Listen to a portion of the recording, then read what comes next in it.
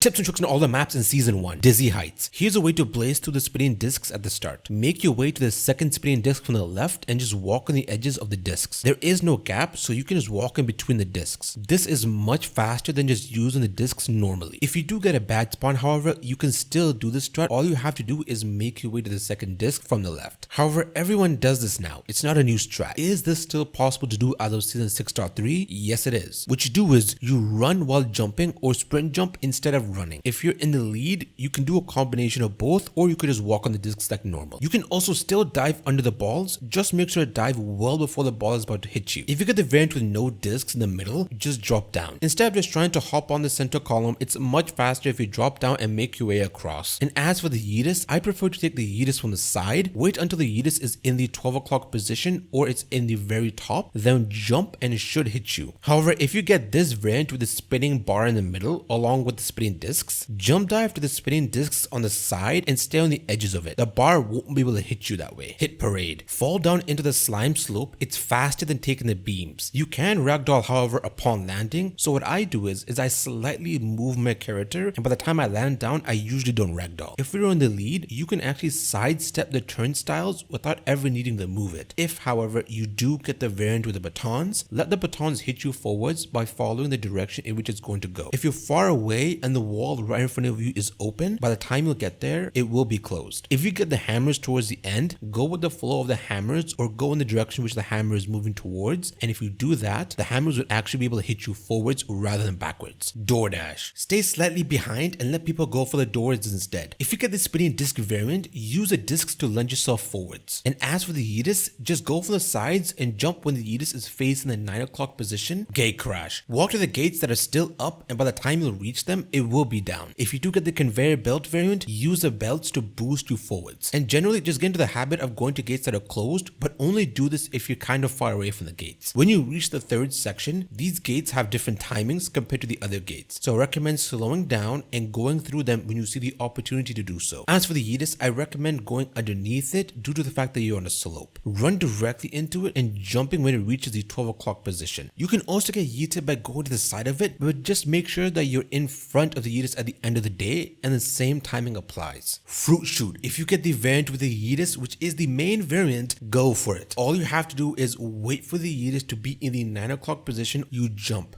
and you should get yeeted. This Yeetus is almost a necessity to winning, so I recommend you learn how to take it. Regardless of what variant of Fruit Chute you get, staying on the sides and jumping in front of you when you reach the pink bumper is something that everyone should be doing. The reason you jump dive or jump in front of the bumper is so that when a fruit or an obstacle hits you, the bumper is there to catch your fall. This is more for when you get the variant without the Yeetus, but try to go on the sides, but don't go to the extreme sides just yet. Wait up and see if a fruit or an obstacle is about to hit you, and then try to swerve your way out of the way. Block Party. You can't talk about Block Party without mentioning its better variant, Parkour Party. You don't actually have to get on the staircase. You can stay on the ground floor for the majority of the game, up until the final few seconds, of course. However, I recommend you get on the staircase anyways, and while up top, you sprint jump or run while jumping, because you could potentially get caught on the divot and your character will just stop moving. When you see some incoming pieces, you can actually dive jump onto them. You'll be really surprised by how far you can jump dive with the right amount of momentum. For the final section, there are two variants. One where you have to jump dive onto the other block, and if you fall down, you will get shoved into the slime. And another one where you go back to the platform and another staircase will appear. Just sprint jump and dive onto the oncoming block as soon as possible. If you see small sections of blocks, you can just run on them and then jump onto the other small pieces. Perfect Match. While on the topic of variants that are more challenging than its regular counterpart, Perfect Death Match. If you go on one of the corner tiles and stand almost at the very edge, the pink bar won't be able to reach you. However, you do need to be careful because people could try and push you off, but this is a way of avoiding the bar if need be. I would recommend standing on one spot and jumping around while trying to memorize the tiles surrounding you. You can actually get on the head of the baton by running and jumping on top of it. You will need to push your movement stick forwards so you don't fall off the head. Take some time to practice this and you'll understand it in no time. Seesaw. Depending on the variation at the start, you'll either have 3 seesaws all lined up or 6 seesaws. If you do get the 3 seesaws at the start, I would recommend recommend you try and break away from the crowd. If you do, you will have the seesaws all to your own, making this map incredibly easy to qualify on. However, if you do get the variant with the 6 seesaws at the start, the second section is where you'll have a chance to break away from the crowd. Like in Big Fans, if you tag the checkpoint and fall down, you'll have a chance to spawn at the very front. This technique is known as death warping by some. While on the seesaw, you can actually jump dive on top of the yellow fence and then run on it. As for the Yeetus, the best way to do this is to be directly in front of it, and when it reaches the top or at the 12 o'clock position, that's when you jump, and with any luck, you should get yeeted. You can run and jump dive on top of this fence, and while holding forwards, jump dive onto the other side. Another place you can jump dive onto is the subscribe button. I'm trying to get to 2,000 subscribers before June 21st, 2022. Slime climb. To do bumper skip, jump towards the bumper, and while in midair, keep mashing your jump button, and by the time you land, you should be boosted in the air. Jump on the small ledge next to the yellow fence, walk to the left, and jump right when you're about to reach this head portion. If you get the Blizzard fan variant, let the fan come to you, and right when it's about to hit you, jump and you should be blown in the air. If however you get the low gravity variant while on the conveyor belt, go inside the low gravity section, use this shadow as a reference, and then jump on top of the beam, and then again jump onto the other side. Here's how to do the Yeetus skip with ease. Position your character almost to the very end of the green stripe, right around here. This is so you're directly in front of the Yeetus. And once the Yeetus has reached near the 12 o'clock to 3 o'clock position, you jump while holding forwards slightly and you'll get yeeted. Once I learned where to stand and how to position myself, that's when I was able to get yeeted consistently. If instead you get the low gravity variant with the discs towards the end, you don't have to drop down and get on the disc. You can actually just jump into the low gravity section. Also, if you get the thick bonker section towards the end, get on the blue stripes and the bonkers won't even graze you. This also applies for the hammers. However, don't do this when you get the bollards or the donuts because the bollards could actually knock you off. Only get on the blue stripes for the bonkers or the hammers. If you get the Blizzard fan, however, wait for the fan to come towards you or away from the finish line and then run on the side where the fan is. Also, make sure to hold forwards and left. Oh yeah, and you can also jump dive over this corner as well. Tail tag. Last 30 seconds matter the most really. Make sure you turn on names so you can see people through walls and beneath you as well. Mainly, take the time to practice parkouring. You can run and jump across the platforms. You don't need to jump dive like people would have you believe. Running and jumping are plenty enough to reach it. You can also use this to cut people off and steal their tails when they're least expected. Moreover, you can also do the same thing while on the small yellow fences. When you have someone chasing you, try to be unpredictable. Turn around, jump over them, get on the ramp and jump off the ramp, and if you do get the Yeetus variant, use the Yeetus as a way to escape. And occasionally go to the middle as well and just use the middle as a way to escape as well. The whirligig. Newbies will use the treadmills and go for the blocks. However, you can just run on the treadmill and jump dive directly on the platform. To pass a thick bonker section every time, walk directly in between the first 2 bonkers, and as for the last one, follow it, and once it goes to the other side, you cross it. The middle path is easy once you know the timing of it. Walk on the edges of the incline, and once you're about to reach the top, you dive. You should be laying flat by the time the conveyor belt straightens out. If the blade hits you, it won't fling you off. If however you don't want to do the conveyor belt section, you can still get to the middle platform from the sides. Just run to the edge and then you can jump dive onto the middle section. You can do it from both sides. It doesn't matter what side you go from. Tiptoe. If a thick bonkers is about to hit you, you can dive right before it does and you should be fine. Let others go depending on where everyone is, but at the beginning you can actually try and find the tiles for yourself. If you fail, there isn't much consequences. Sometimes the game will give you 2 paths, but one of them is a dead end, so keep an eye out for keen players who may have found the real path. If a tile in front of you is shaking, you know that tile is fake and you can proceed on to the next one in line. Jump club. I'll sometimes pan my camera to the top left so that I'm able to keep an eye out on multiple batons at the same time. Depending on the speed in which the baton is going, I'll run towards it and then just jump over it. At the start, I would say to run away from the bar, but as the bar starts to speed up, you pan your camera in front of you so you can see where it is and then run towards it. The meta these days is to grab people and let the bar shove them into the slime, so be careful of that. This will typically happen in the 3-bar variant. They will typically grab you when the bar is moving fast and is near. Hoarders. Just pray you get good teammates. This map is about trying to be at least 2nd place. The top 2 teams always qualify. Always make sure you at least have 1 or 2 people dedicated to defending, as well as try to grab people who may try to steal your balls. Typically, I'll stand around this corner and try to hit the ball back into the wall. Always be flexible and change positions from attacker to defender at the drop of a dime. Egg scramble. At the start of the game, if you spawned in front, just grab eggs and throw them behind you. 1 or 2 people should stay behind and throw the eggs into the basket. Just keep chucking eggs to your teammates teammates, this teamwork will help you set the foundation for the rest of your game. If you're in the lead or in second place, go to the team that has the least amount of points and take their eggs. Best way to throw eggs is to jump dive and let go of your grab. If you have an egg in your hands and someone is about to grab you, try dropping the egg and picking it up again. You can also do this in maps like Power Trip as well. Always have 1 or 2 people preferably defending the nest, and if you have the golden egg, make sure they're holding on to it for dear life. Fall ball. Learning to play multiple roles such as the attacker, defender, and midfielder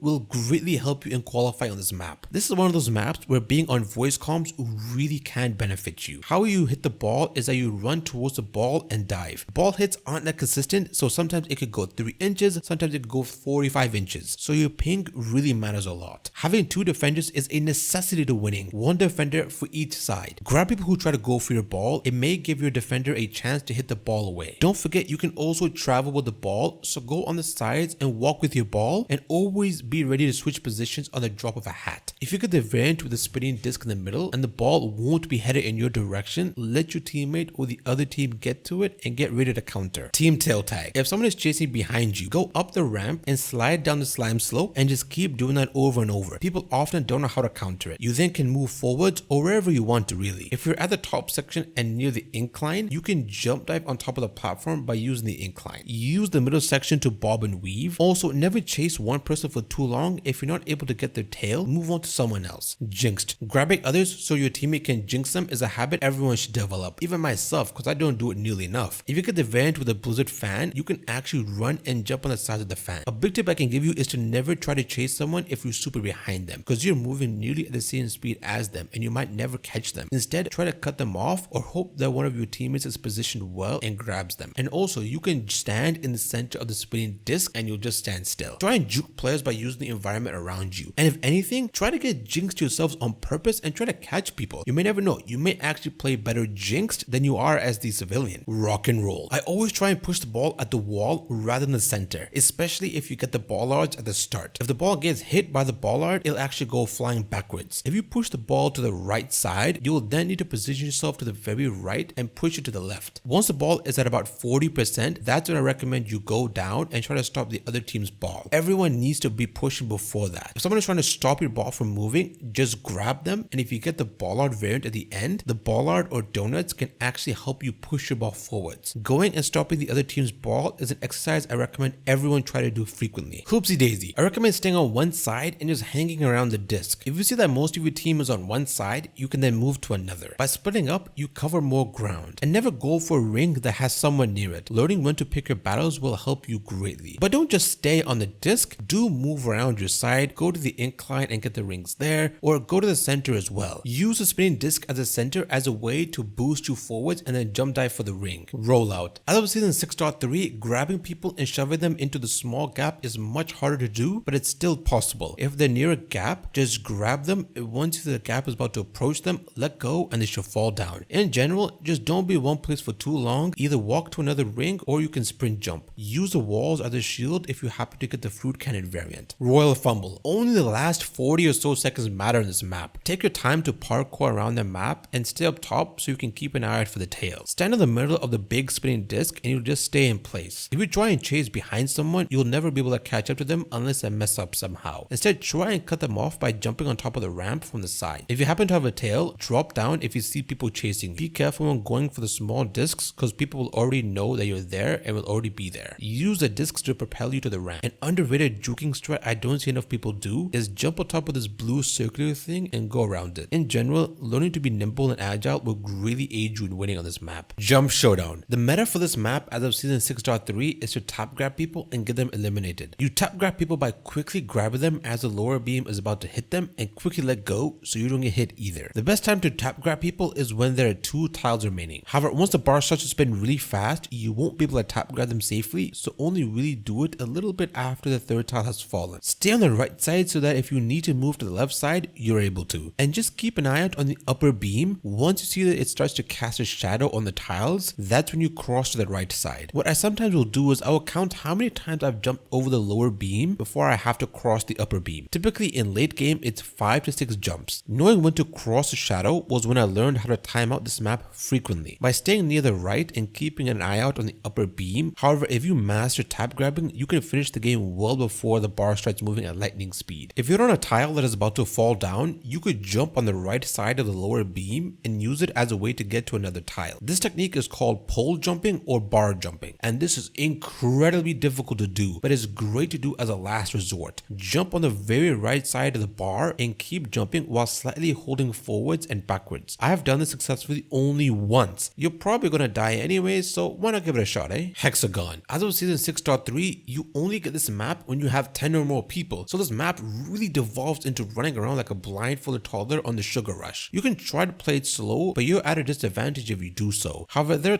times where playing solo can actually help you greatly. Since everyone is running around, they often forget to check behind them. You'll be surprised by how much tiles that are left over, so definitely get into the habit of checking behind you, as well as sprint jump so you leave some tiles behind you for whenever you need it. A technique that's still widely used is called slow diving. It's where you jump while moving your movement stick slightly forwards and diving right when you're about to land on the next tile. This will take some time to get down, but just remember to not push your movement sticks too far forwards, otherwise you'll land on 2 tiles. Slow diving is a great way of conserving tiles and also slows you down slightly, giving you more time. Looking at where others will be and being able to predict what their next set of moves will be is a skill that pros constantly use. This skill combined with cutting people off will take your gameplay to new heights. Instead of going in a straight line, try to conserve your tiles by jumping to tiles on the side, zigzag around, and generally use all the tiles surrounding you, those in front of you, to the side, and behind you as well. Do be careful about going to the edges because people could try and cut you off. Also, try to jump dive if you see a tile in the distance. You'll be surprised by how far you can dive. Grabbing people is a technique that I don't really see people utilize in Hexagon that much. Just get right behind someone or to the side preferably, grab them for a couple seconds and then let go so you don't fall down with them. But really, it's all about looking ahead, taking it slow, and utilizing all the tiles surrounding you, and also just make sure to check behind you. Fall Mountain. Around season 6, they buffed the Yeetus, which changed the way the Yeetus works now. Here's how to do it. You stand directly in front of the Yeetus, and right when it's about to reach the 12 o'clock position, you jump and it should yeet you. I'll play it again for you. You jump right when it's crossed the 12 o'clock region. Most people these days really jump too late, but follow the Yeetus, and if anything, jump when the Yeetus is facing away from you. If you've taken the Yeetus from the right side, move your character to the left side while in midair, and do the opposite if you've taken the Yeetus from the left side. If however you don't get the Yeetus, here's a shortcut you can do. You can skip this corner by lining yourself up with this thing, run, and then jump on top of it. This is quite tricky to do, but the key is to position yourself correctly and jump with enough momentum. And also, out of season 6.3, if you get the variant with the flippers, this flipper right here will actually always flip you forwards. If you guys got value out of this video, consider sharing this video to your friends and subscribe.